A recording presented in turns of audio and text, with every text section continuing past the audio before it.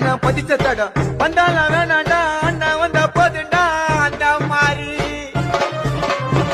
இனிச்சல் தூரம் இல்ல எதிரின்னு யாரும் இல்ல மகுடம் சூடாத மண்ணண்டா ஊருக்குள்ள சிவாஜி பக்கத்தில ரோகிங்க தூரத்தில